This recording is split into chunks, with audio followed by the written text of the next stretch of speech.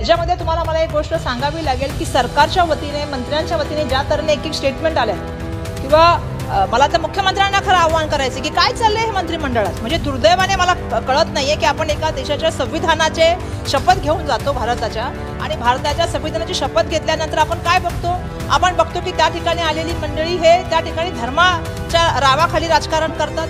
माझा नितेश राणेंना प्रश्न आहे की आज त्यांना काय वाटतं महाराष्ट्राबद्दल, काय त्यांना महाराष्ट्र जाळायचं.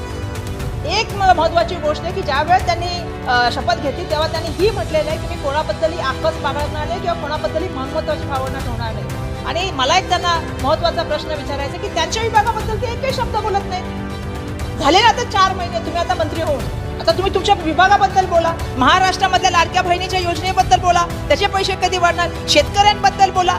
तेवढं तळमळीने का तुम्ही पुढे येत नाही आहात, ज्यांच्याबद्दल तुम्ही बोलत का नाही आहात. असं आहे की प्रत्येक हिंदू माणसाला माहिती आहे की हिंदू धर्म काय, प्रत्येक ख्रिश्चन माणसाला माहिती की ख्रिश्चन धर्म काय, प्रत्येक मुस्लिम माणसाला माहिती की मुस्लिम धर्म काय, प्रत्येक बुद्धिस्ट माणसाला माहिती की बुद्धिस्ट धर्म काय.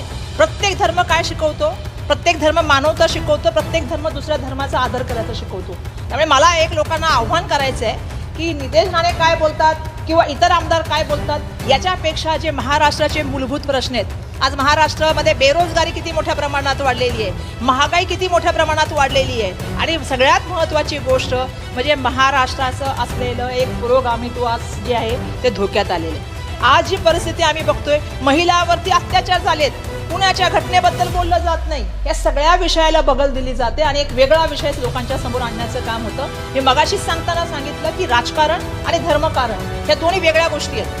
दुर्दैवाने राजकारणामध्ये हे जे आहे ते लोकांच्या प्रश्नावरती बोललं गेलं पाहिजे, विकासाच्या प्रश्नावरती बोललं गेलं पाहिजे, बजेटवरती बोललं गेलं पाहिजे, त्याच्यावर चर्चाच नाही. सामाजिक न्यायाचं बजेट, आदिवासी विभागाचं बजेट डायव्हर्ट झाले पूर्णपणे. कोणत्या विभागाला, लाडक्या बहिणी योजनेला. हे बजेटवर अधिकार कोणाचा होता, तिथल्या विद्यार्थ्यांचा होता का, नाही मला पूर्ण बोलू द्या, कष्टकऱ्यांचा होता. या विषयावरती न बोलता सातत्याने एक वेगळं वातावरण तयार करायचं, द्वेषाचं वातावरण तयार करायचं, आणि या देशाच्या माध्यमातून आपण काय साध्य करणार आहोत. जर आपल्याला पुढे घेऊन जायचं असेल तर आपल्याला सगळे जे आहे ते आपण सगळेजण जाणतात की सगळ्यांना बरोबर घेऊन जाईल तरच महाराष्ट्र पुढे जाऊ शकतो. आणि त्यामुळे माझं आव्हान आहे, महाराष्ट्रातल्या जनतेला मी आव्हान करते या सगळ्या, कारण बघते मी काही यंत्रणा जाणीवपूर्वक हे विद्वेषाचं वातावरण पसरवतात, कारण त्यांच्याकडे कुठल्याही गोष्टीचं बाकीच्या गोष्टीचं उत्तर नाही.